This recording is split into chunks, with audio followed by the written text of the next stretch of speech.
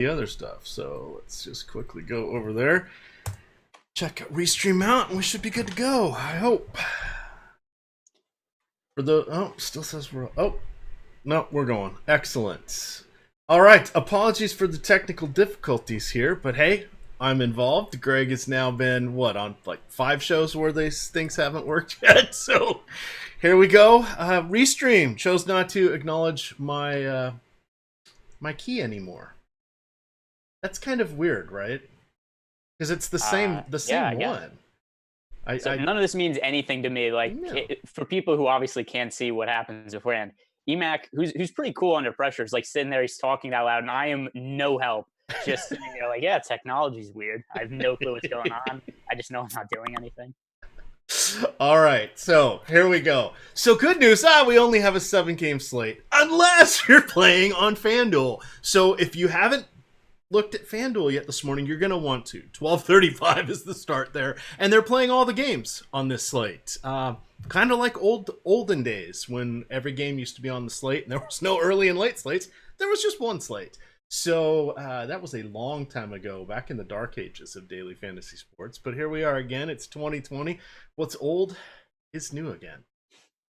Let's look at that first one. I'm going to open up all the windows I recently closed here, but we do have the Nationals against the Marlins. Off the top of my head, I believe it's Anibal Sanchez going for the Nationals. Who is going there for the Marlins, and what do you like or not like? I will give a shout out to T McBee, who has called out Anibal Sanchez allowing a boatload of hard contact over the last 12 months. So pitching for the Marlins looks like it's going to be Humberto Mejia. No real interest in him.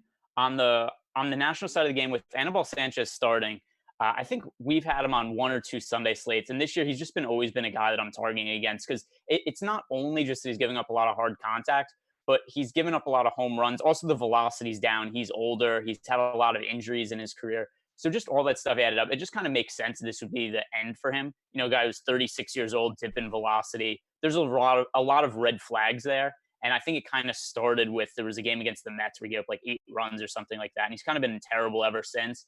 The issue is just that he's going up against the Marlins. So if you're playing on FanDuel, I can't really call stacking the Marlins a priority. We don't have their lineup yet, so I don't know who's going to be in or not for them. But it's hard for me to really call them a priority when they're not on the DraftKings slate, and there's so many games on FanDuel that they're not really a great option.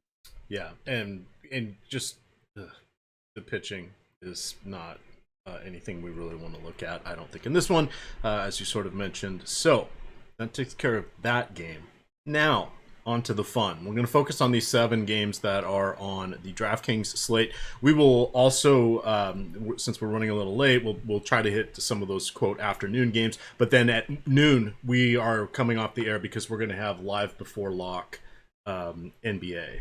So that is, of course, the double witching hour on DraftKings is going to be 1 o'clock NBA lock, 1:05 baseball lock, and that's why FanDuel is going a little bit early, as they're trying to give people a chance. Of course, this is out of character, so there could also be overlay over there on FanDuel. They don't have the largest contests today as a result of this, but it looked like their $5.55 one was about half full when I checked a couple minutes ago. That may not fill completely if people are not fully getting into this.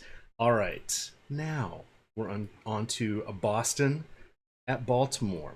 Could be a tiny bit of weather here. I'm not overly concerned. I'm not playing the pitching.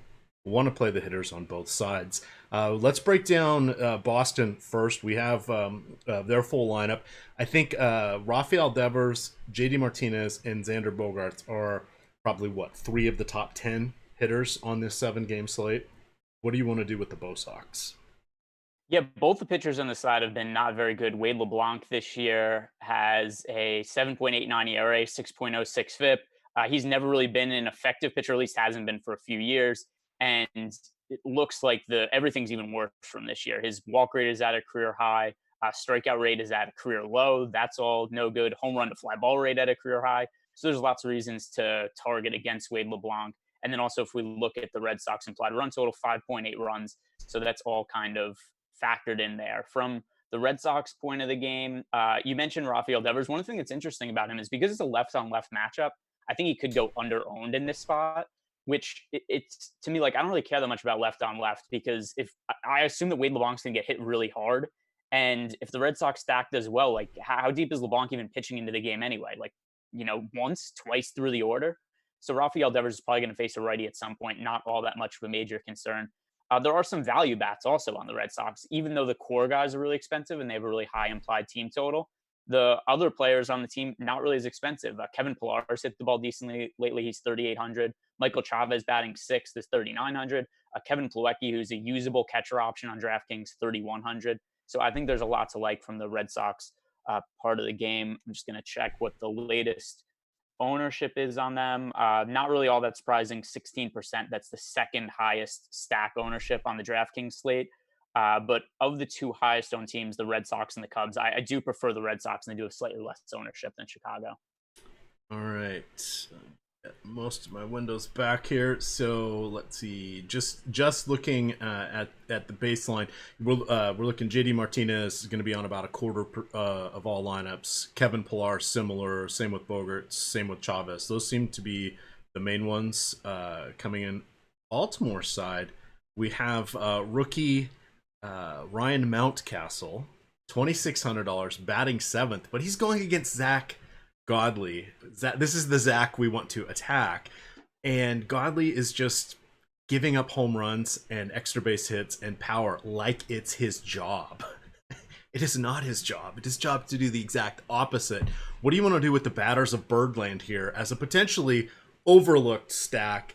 Because if you start looking at where the ownership is coming from, it's coming from Mountcastle and a couple other guys. So if you're going for the first four, I think they're going to be a little lower in people's priority list today. What are you thinking about Baltimore? Yes, I think you bring up a good point there because Baltimore is projected for 6% ownership as a stack.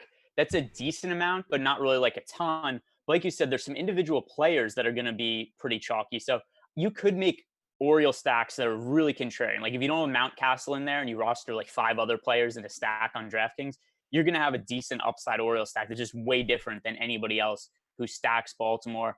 Also, like you mentioned, Zach Godley, he's a pitcher to attack at 19.2% home run to fly ball rate, 6.87 ERA this year, 6.05 FIP. It's really weird because I liked Godley when he was a younger pitcher. Remember, he was pretty decent with Arizona for 1 year, especially for DFS. I think that year, 2017 at home, he was like almost unhittable. Yeah. And he just progressively has gotten worse since then. 3.37 ERA, then a 4.74, then a 5.97, then a 6.87. We're like 5 years away from him having like a 13 ERA at this rate. So I definitely want to keep targeting Zach Godley. And the Orioles are still a team who I think that outside of like Mountcastle, like you mentioned, people just look at the Orioles and think like, hey, this team stinks. I don't want to stack them. But they play in the hitter's ballpark. They're a team with decent upside. The offense hasn't been totally terrible this year. They're going up against a terrible pitcher. And if we're looking at who's worse, Zach Godley or the Orioles offense, it's probably Zach Godley. So it's a good spot for Baltimore. All right. The best part, I was going to see if I could find it quickly. I think it fell apart in 2008. Was it 17 or 18? I remember there were a couple starts against San Diego where he absolutely died on the vine, and he was like, it was back-to-back chalk Zach Godley starts, and he just got hammered. And this was before it was Slam Diego, and they were hitting grand slams every day. But this is when they were the perennial worst offense in baseball against right. Yeah, it's kind of like, can we point to that moment? Was that the tipping point? Much like Chris Davis of the Orioles, when he came in as a position player and pitched in like this 15-inning game, and kind of from that point forward, he was just hitting home runs. That doesn't happen anymore. Hey, the other Chris Davis isn't doing home runs anymore either, but it's kind of a mess. So, but I always used to say, hey, that was the point of where he became Roy Hobbs, because he got to pitch and then he's hitting the home runs. The natural, for those of you who haven't seen it. Anything else you want to mention on this game here, other than play all the hitters? No, I think we could move along. It's a very good game to target. All right. Next one's where we're going to get at least one pitcher anyway. Carlos Carrasco going against Detroit. We do like this matchup for him. Sorry, scrolling down. So 3.4 implied run total for Detroit. That's among the lowest we generally see in today's universal DH world. We also are seeing Pittsburgh today with 3.7 implied run total. Carrasco has been looked solid this year. He's a double-digit strikeouts per nine. I think he's approaching a career high at this point. Again, just a handful of starts so far, but he feels like someone I definitely want to pay for, and I usually don't say that about Carrasco at this price point, but it feels like we have two or maybe three good pitchers on this slate, which is something that have been few and far between so far this season. What would you like to do with the Cleveland side?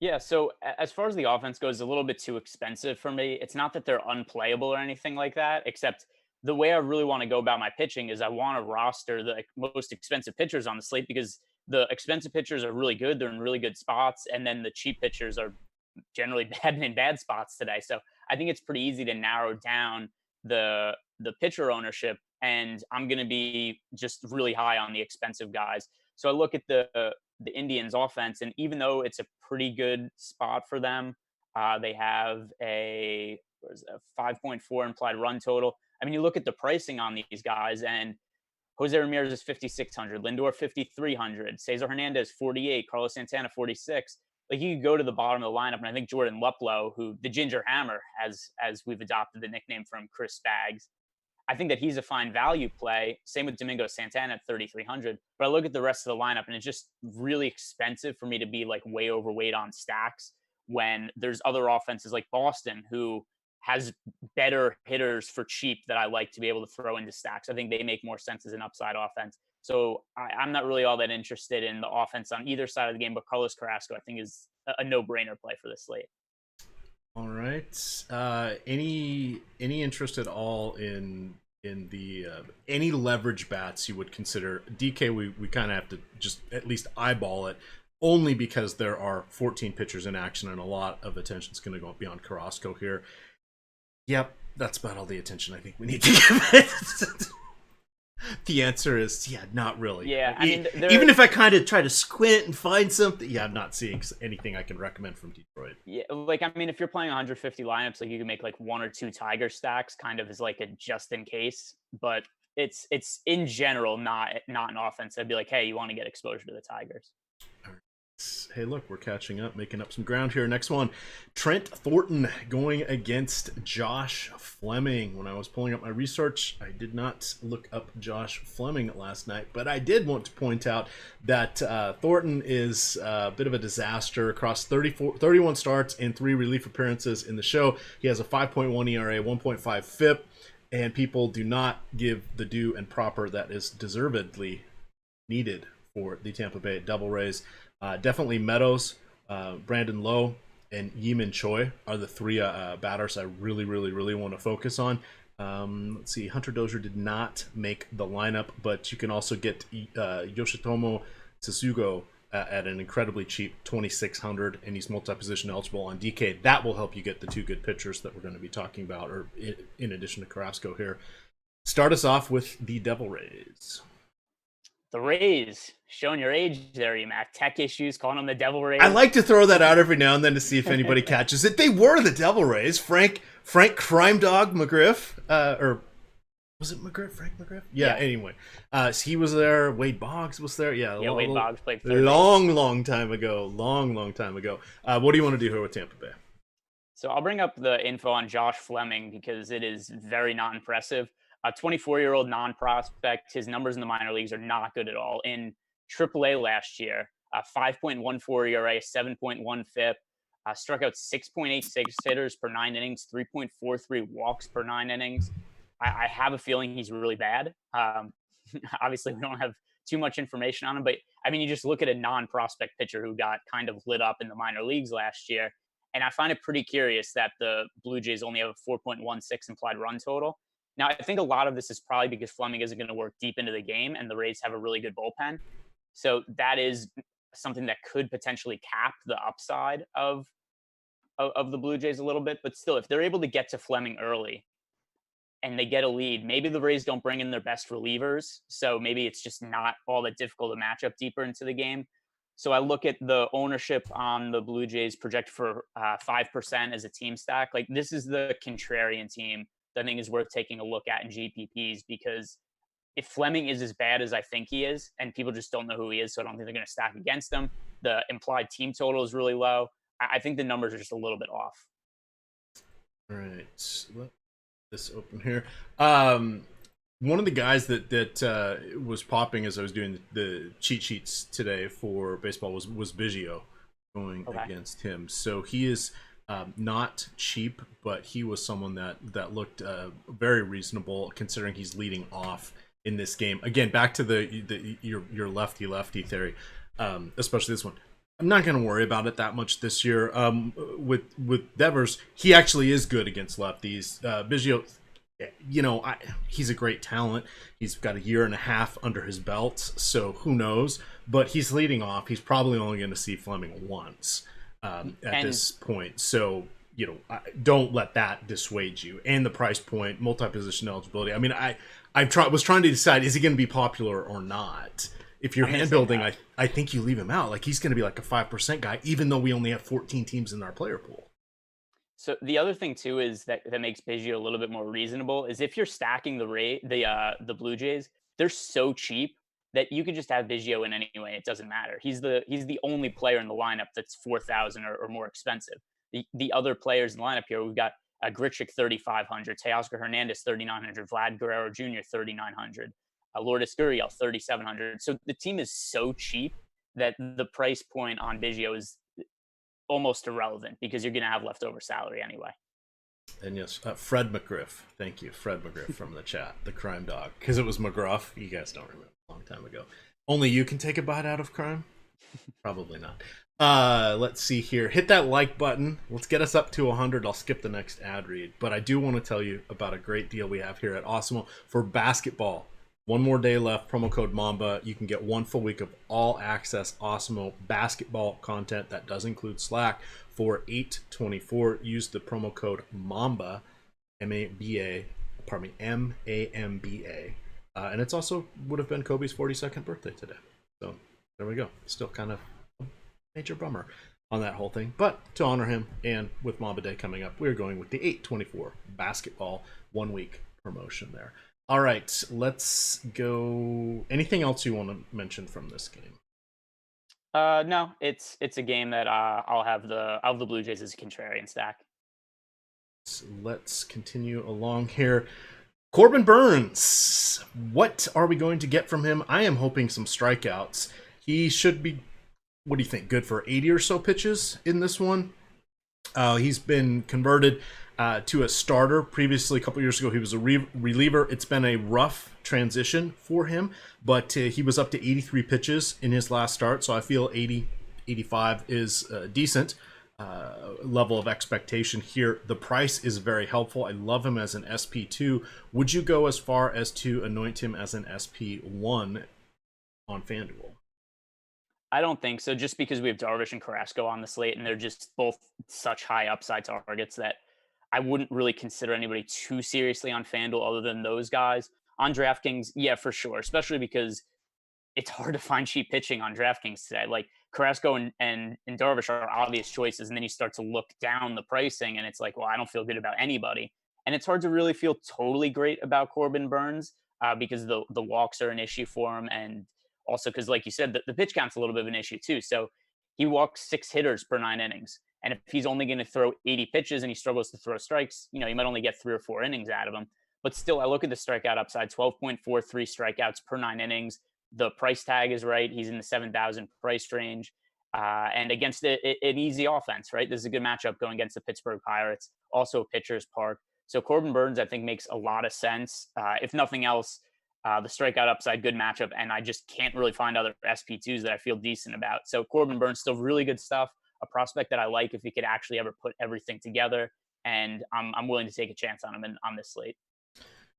All right. Now, with his level of popularity, I do think we need to just look a little bit here at some of the Pittsburgh hitters to see what we would like. And Bell did not make the line. So at this point, you can get a cheap one-off in Colin. I swing from my heels. Moran, batting 4th. You can go maybe to Kevin Newman. I don't hate Frazier, but I think we're going to want to get a little leverage against Burnes just because of where the field's going to be with this one. Do you want to get that more with some one-offs, or would you consider a duo or trio for a little bit of a synergistic play here? I think if I had to roster one hitter, it would probably be Gregory Polanco, who's hitting 6th and 3,200. Just because, I mean, Polanco's had so many injuries in his career, but at once upon a time, he was one of the top prospects in baseball. He still shows fantasy upside. He was a guy with power and a little bit of speed. So I think that him hitting 6 in the lineup as a cheap price is okay. I just find it really hard to stack Pittsburgh overall, though, because they're such a just putrid offense. And I guess it is a little bit of leverage off Corbin Burns, but Burns isn't going to be that popular, I don't think. Like, I think he'll garner some ownership, but I think the majority of lineups are just going to be people going Darvish and Carrasco and then just cheap bats. I'm looking over here because I would like to see where we are. What does synergistic mean? It means stack. We've got oh my gosh, Burns is only going to be 20%. So we're looking at Carrasco at about 65%. Darvish is on about half the lineups. Josh Fleming, vaya con Dios, mi friend. 25%. Burns 20. I bet Burns will probably be about 30%. One of 3 lineups, but that ownership on Fleming doesn't seem right to me. Like, if that is correct, and that is what his ownership ends up being, though, the Blue Jays make for a much better leverage stack, in my opinion, than the Pirates do. Hold Excel to open my baseball model. Let's make sure I'm plugged into the router before I lose all of my RAM. All right. My apologies. God, this has just been a day of days today. Deep breaths. JT Brubaker. Only a 5 implied run total here for Milwaukee. I like their top 5 up through Ryan Braun. It starts to get a little weak there with Ben Gamel, Luis Urias, and Omar Narvaez. Narvaez last year was half of the catching platoon for the Mariners with Tom Murphy and just crushed righties. He is not hitting anything this year, but he's cheap. He's an okay option on DK where we have to roster a catcher. Is it the top half of the lineup here for you? Is there anything you want to look at elsewhere for the Brew Crew? With how much of a vengeance do you want to go against JT Brubaker? Not very much. I mean, I'll have like Brewer stacks in my player pool, but I'll probably be underweight to the field on them. I don't think I'll be all that high on them, just because, like you mentioned, they're pretty top heavy lineup. And the other thing too is that they're expensive, right? We've got Keston Hiura is 5,100, Christian Yelich is 5,600. Then beyond that, we have some cheaper hitters as you move down, but they're not really guys I necessarily want to target. If I had to pick out one guy that I think makes the most sense, Eric Sogard, only 3,700 leading off with second and third base eligibility. I think that he's a decent value play. But the Brewers are far from one of my favorite teams to target on the slate. They're pretty expensive. I'd rather go after the Red Sox. All right, let's continue on. Reminder, we came on early today because we are going to have an NBA Live Before Lock at noon. That is going to be with Josh Engelman and Zach Bruner. Definitely want to check that out. We are going to have a crazy time here with the 1 o'clock NBA lock, 105 MLB lock. But over on FanDuel, they are locking at 12:35. That's 1 hour from now. So just don't get caught doing other things, watching the show, and then saying, oops, I didn't get my lineups in. Now, there's only a 12:35 game. You could register and just pick players from the later games because they're using all the games today, which is something they have not done in a long time. So that is the strategy. Just you want to register for your contest. Right now, with an hour to go, their squeeze, the $5.55 version, is 2/3 full. Okay, they want to know why. Says they went to public school and they don't know what synergistic means. I went to public school as well, a little in a farming town. 400 people in my entire high school. It was very small, but there we go. I knew what that word meant. So let's look over here. We talked about both sides of that one. We've got the Twins. So shout out to one of our loyal readers who pointed out to me that both Garver and Buxton went on the DL on Thursday. Somehow in the NHL, NBA, MLB flurry of things, I missed that. So I had written those guys up as good options today. They're not in the lineup, but I still like Cruz, Sano, and Rosario. I thought Marwin Gonzalez was probably going to lead off. They do have Jorge Polanco there. I like, I guess, their top 6, not with as much of a fervor as I did when I thought it was going to be Garver and and Buxton in there, I'm still okay going against Chris Bubik. On the other side, Matt Whistler is just another guy that has been having some serious power issues recently. I think Jorge Soler and Maikel Franco, that's what they're all about. No connect, but when we do, the ball goes far kind of guys. This is a double offense for me here. It's going to be almost 90 in Kansas City. We've got a 7 to 10 mile breeze going out there towards center field. This looks like a really good offensive environment. Outside of Nelson Cruz, who's 5,700, and Whit Merrifield, who's 5,500, everybody is relatively discounted or appropriately priced. Is this where you're getting a lot of secondary stacks, or is this primary stacks? Yeah, I like the Twins. The other thing also, you mentioned Nelson Cruz, and just looking at the ownership for the high end outfielders, we've like 3 guys on DraftKings, right, that are priced way above everybody else that are viable options. There's Christian Yelich at 5,600, JD Martinez at 5,800, Nelson Cruz at 5,700. Nelson Cruz is going to have way less ownership than those other 2 guys. So Nelson Cruz looks like he's projected for around 10% ownership, then around 25% for Yelich and Martinez. So for that reason, I think that Cruz going up against Chris Bubik, who's a pretty weak left-handed pitcher, Nelson Cruz, who only gets better with age, he, for whatever reason, just continues to get better and better. The man is like wine. I think that you look at his ownership compared to the ownership of those other top outfield options, and there's reason to think that he's a pretty good leverage play off those guys, especially because Nelson Cruz has as much power upside as anybody in baseball. Like, it wouldn't be shocking at all to see a 1 or 2 homer game from Nelson Cruz against a weak lefty. Yeah. That's I brought up your aging comment to Terry on one of our shows, because you were saying by the time he's 60, he's going to be hitting 60 home runs because he keeps hitting his age. Be a little tough this year, but goodness, yeah, he is 40 years old and still knocking it out of the park. I think he's still on the juice, but hey, could be. Why not? Could be. I don't think they're testing these guys all that much. If they did like actual like stringent drug testing especially for football, there would be nobody left. Like, if you seen what some of these guys look like, especially when they're doing like their off season like training camps, like AJ Dillon, his quads are the most ridiculous things I've ever seen. There's no way that like what percentage league isn't doing anything. Like a few of the kickers, that's about it. So. Yeah, I would agree with you that there's a lot of these guys that are probably chemically enhanced. If when they peed, it's funny colors that come out that come out in the container. All right. I guess the bottom half of the order here is not that great for the Royals, but I mean, I guess if we focus on Dozier, Soler, Franco, maybe Alex Gordon. Nicky Lopez too is 2,300 on DraftKings, and the lineup just came out. He's batting second. That's a really cheap price for a 2-hitter, especially at second base, which is a position that's usually pretty difficult to fill.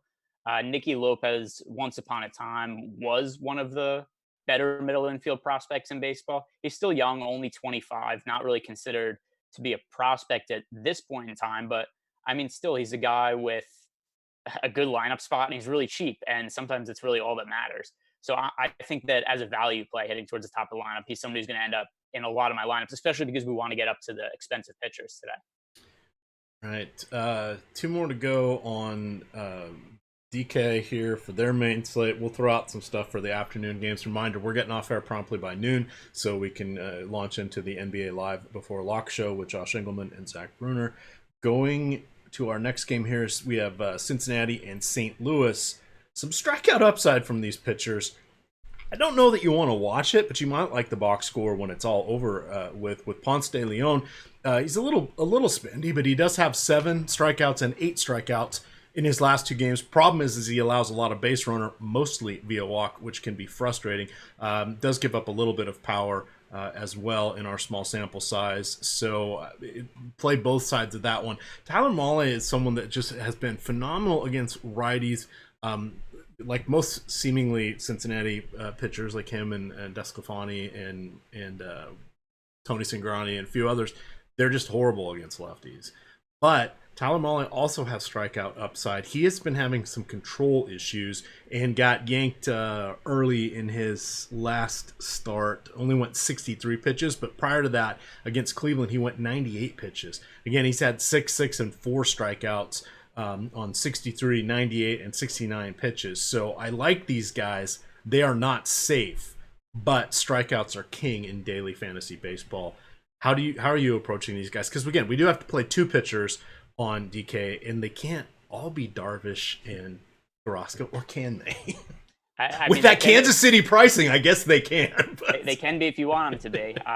If you look at Tyler Mahle and you match it up to the top pitcher tool that we have on Awesemo.com, he's one guy who stands out as being one of the stronger plays relative to his projected upside and ownership. So he's only projected to be 7% owned, but his chance of being a top 2 pitcher on this slate is 20%.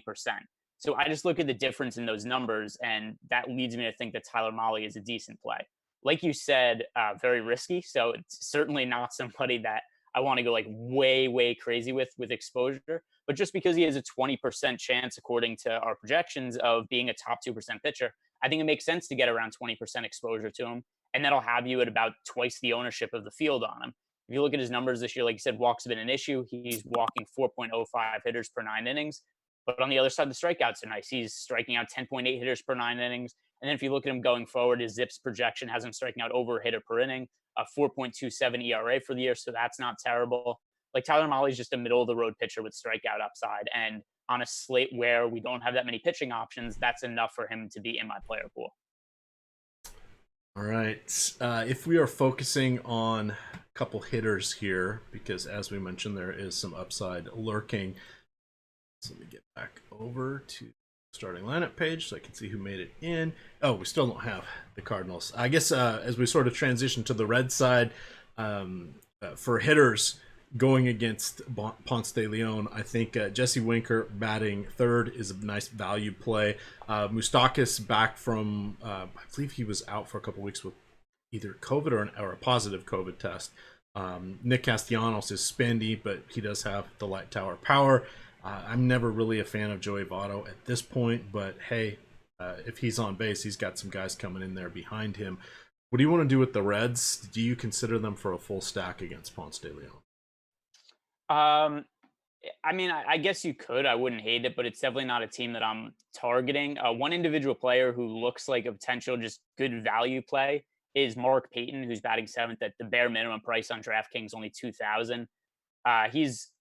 He's probably a replacement, a level player, career minor leaguer, made his MLB debut the other day and just got 1 plate appearance. This is his first major league start.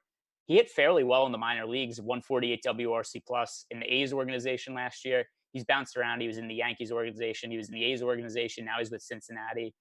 He projects to be not good, but not terrible by projection systems, 91 WRC plus, so like 10% below league average.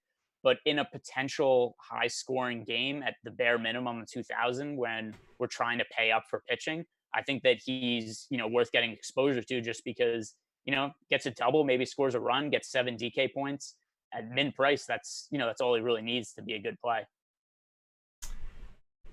Thoughts on Ponce de Leon, or just kind of in the mix as a 10-15% pitcher on today's slate? Yeah, so I think that if you compare the two pitchers in this game, Ponce de Leon and Tyler Mahle, I lean towards Mahle. I think that he's a little bit better. There's a little bit more strikeout upside. So, and the other thing also is that Ponce de Leon, I think he's a tougher matchup. I think the Reds are going to have a better offense this year than the Cardinals. So all things considered, I think I look at the two pitchers in this game. It's like, hey, if I want a contrarian SP2, I'm going to go to Mahle before I go to Ponce de Leon. Ponce de Leon's okay, but I don't even know if he's going to end up making my player pool. If you want to have like a small percentage of him in lineups, that's fine. But definitely not somebody that I'm dying to target. Right. Reminder, we do have some fun coming up here. Basketball show live before lock in 15 minutes. In the meantime, we do have a promo code I want to let you know about. It's Mamba in honor of Kobe Bryant. You can get 1 full week of NBA All Access premium content. That does include the Slack channel. And that is $8.24. You just got to pick the 1 week NBA premium package. Use promo code Mamba, and it will just be $8.24 to get in. That it does end tomorrow night on Mamba Day as it closes out. $8.24, of course, the 2 numbers that Kobe wore during his professional career. All right, final game here on our first slate. We've had a request to talk about the Sunday night baseball. We'll talk about that. So Dylan Cease has been a pretty good pitcher. He's been solid this season. course, his last two starts, 104, 101 pitches, they were against Detroit, both of them. So that's helping him a little bit. This is a much tougher matchup going against the Cubs. They have a 5.8 implied run total. I'm not going to have very much Dylan Cease just because on a point per dollar, he's not really going to be in my lineups. I don't want to race after the Cubs. However, Ian Happ leading off at 3,500, switch hitter, I do really like that. And Ian Happ is going to be the way to get you Darvish. Talk about Cease, lead us into Darvish. So Dylan Cease last year, one of the top pitching prospects in baseball, still one of the better young arms in baseball, really good stuff. It just hasn't really translated as I thought it would. So, I mean, he does have a 3.16 ERA this year, but it's very luck driven. He has a 6.16 FIP, a 5.8 xFIP. He's only striking out 5.96 hitters per 9 innings. The walks are pretty high. He just has a low BABIP. The strand rate is really unsustainable. He has an 84% left on base percentage. So all that stuff added together, there's no reason that his ERA should be this low. It's just that he's only pitched 25 innings and he's gotten really lucky so far. But the interesting thing is that he does have the potential to turn it around just because of how talented of an arm he has. Upper 90s fastball, good breaking pitches. It's just he isn't quite ready yet at the major league level for me. But then the other thing on the other side is the Cubs are going to be really chalky. So I don't know how much ownership I really want to them. I think they're okay. And there's some individual bats that I really like. You mentioned Ian Happ leading off at 3,500. He makes sense. Kyle Schwarber batting cleanup at 3,400. Wilson Contreras is a little expensive for me. And then you go down the lineup. Jason Hayward's at 2,900. That's a really cheap price. So there's some individual guys I like, and I'm going to stack the Cubs. I'm just going to be lighter on them in the field because they're projected for 18% ownership as a stack, and our tool gives them a 10% chance to be the top stack on the slate. So I just look at a team that has twice the amount of projected ownership compared to their odds to be the highest scoring team of the day. And that to me just doesn't necessarily scream a team that I want to have a ton of exposure to. So if the field's going to have them 20%, I'm going to be closer to the 10% exposure on the Cubs. So they'll be in there, but I'm just going to be much lighter on them in the field. Yeah, and the key guys that are going to be carrying all the ownership, it is their top four batters. They're all coming in at 20 to 30%. So we know where it's going to be. Makes sense. You can always ride with those guys as one-offs. And then, maybe if that stack does okay, you capture a home run or bases clearing double or something like that, and don't fall that far behind the guys going with that synergistic strategy. We're going to use synergistic twice today. You Darvish. What's the matter? You. Yeah, I think you just play you Darvish. Same with Carlos Carrasco, because the pitching options are weak on the slate. These guys are both so good, so much upside. You Darvish this year, 1.8 ERA, 2.02 FIP. The walks are in check. So when you look at you Darvish when he's going poorly, it's because he struggles to throw strikes, and that he's a machine this year. He's only walking 1.5 hitters per 9 innings. The strikeouts are still up, so he's managed to find a way to still generate those swing and misses without the ball just being out of the strike zone all the time. And Yu Darvish kind of been in a weird spot where a couple of years ago, it looks like he might have been washed up. He was terrible the first half of last year, but he just got better month by month, and this carried over to this season where he's one of the best pitchers in baseball again now. And if you look at the Cy Young odds at sports books, he has, I think it was the third best National League Cy Young odds behind Trevor Bauer and Jacob deGrom now.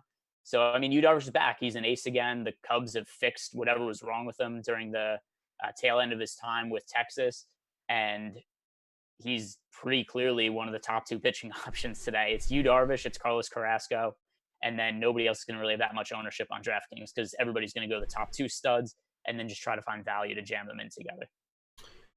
All right, I got a question here saying it's tough to find third base on FanDuel. Come on, every game, every player's in play because their slate starts in let me check. 45 minutes.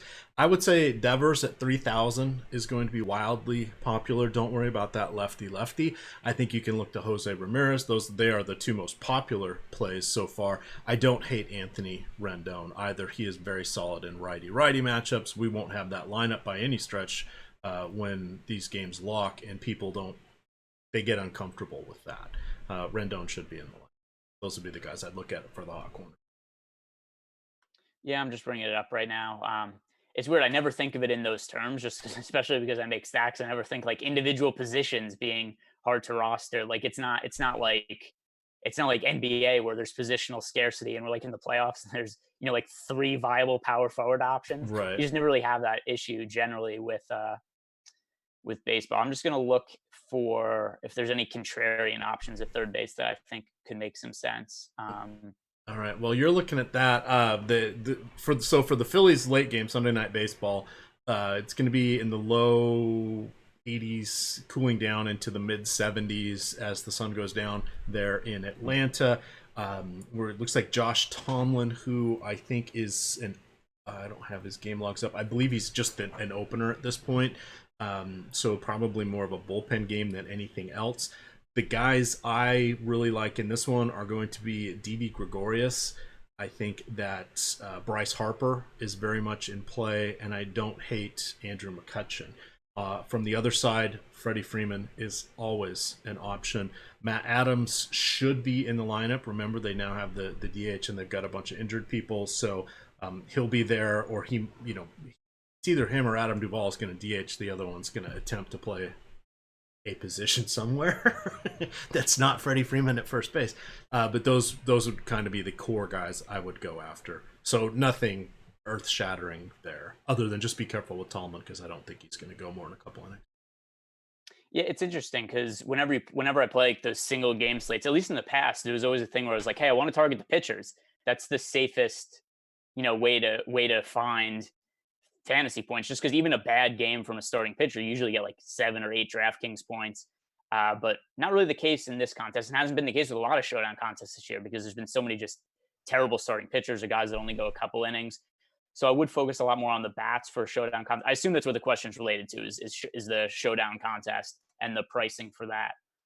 So looking at some of the individual hitters and the price tags, Austin Riley only 8,700 for the Braves. That's a pretty, or 8,700 in the captain spot. That's a fairly cheap price tag for a guy with some power upside. Who else stands out? The other thing with Josh Tomlin, he's been a guy who's typically a reverse splits pitcher. So I wouldn't look at Tomlin and be like, oh, I want to target the lefties over the righties. Like he's going to give up plenty of home runs to both sides of the plate over the course of the season. So that's not too much of a concern. The other thing about him that's kind of interesting is because so they're saying that they think he's going to go 5 innings. I don't necessarily agree with that. Yes, he was definitely a starter in the past and all that. He's made 1 start so far this year, 9 total appearances, but he's against the Nationals in his last start, he went 51 pitches.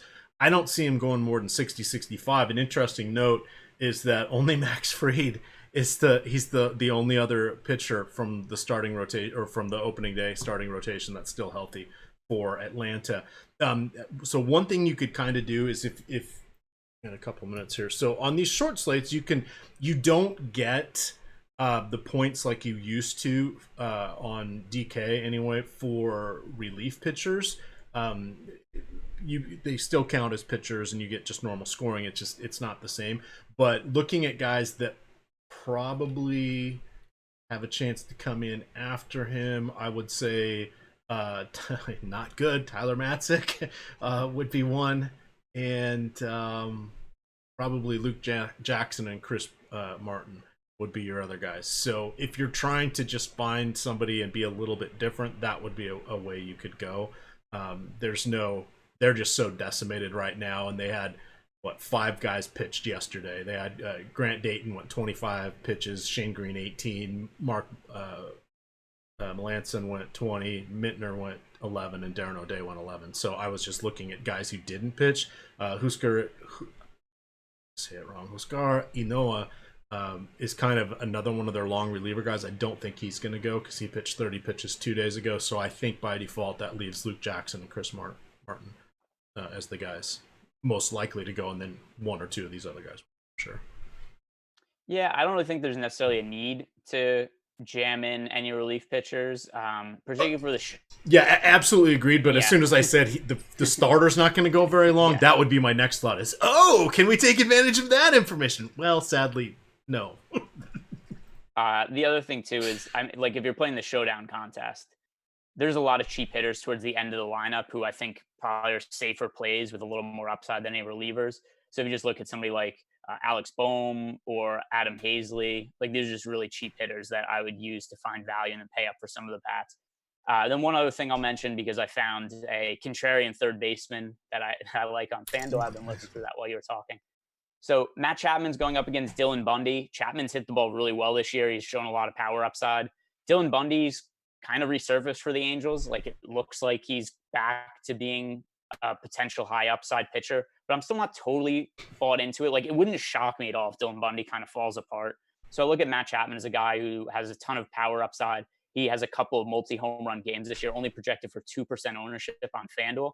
So if I had to take a stab at somebody who's just really low owned, I think he would be the guy for upside. If you just want to go with the better plays per dollar, then yeah, like you mentioned, Jose Ramirez, Rafael Devers, those guys are really chalky, but with good reason on FanDuel. So those are safe plays. If you want to be contrarian and just go with a dart throw with power upside that nobody's going to be on, it would be Matt Chapman for me. All right, I'm going to drop the link into chat. We're going to get off air here, but there is the link to my pinned tweet, which is for the Fred Van Elite Fan Club contest. If you win, it's 100 people. There's 7 spots left. Must fill the run. I have to play Fred Van Vliet. You do not have to. But if you win and you have an Awesemo avatar, we'll get you 30 free days of premium content. Anybody can win these, Greg. Anybody can, because I won the last one. So wow. Your defending champion, your old pal, is coming in to defend the title. So we'll see what happens there. But jump on into that. We're going to get out of here. You can get the NBA Live Before Lock right after this. It's going to come out on a different feed because Josh is producing that show, and boy, I can barely get ours produced, Greg. There's no way I'd be allowed to produce multiple shows at the same time. So with that, thank you for dealing with my technical difficulties. We should be good to go going forward. But with that, gamers, good luck.